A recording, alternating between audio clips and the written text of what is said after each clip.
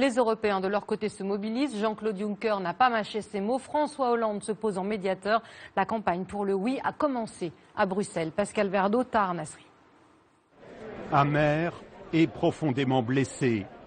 Lorsqu'il monte à la tribune cet après-midi, Jean-Claude Juncker sait que ses derniers efforts de compromis ont été balayés.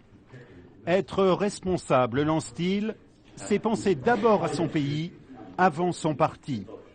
Et puis le président de la Commission européenne abat lui aussi sa dernière carte et entre en campagne. Je demanderai au peuple grec de voter oui. Je demanderai au peuple grec de voter oui parce que se dégagera à partir du vote du peuple grec un signal et pour la Grèce et pour les autres pays membres de la zone euro. Réponse lapidaire du gouvernement grec. Dans une négociation, il faut être sincère.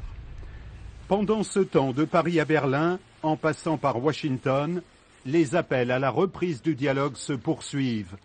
Pas de consigne de vote pour Angela Merkel, mais un avertissement. Scheitert der Euro, scheitert Europa. Si l'euro échoue, l'Europe échoue. L'enjeu d'ailleurs, il sera fondamental.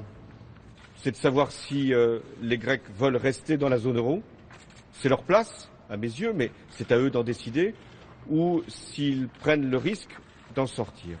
Une sortie de route rejetée aussi par une majorité des groupes politiques au Parlement européen. On fait un appel à tous les partis de regagner la table de négociation. C'est ça qu'il faut faire. Et expressément à M. Tsipras de le tourner à cette table de négociation.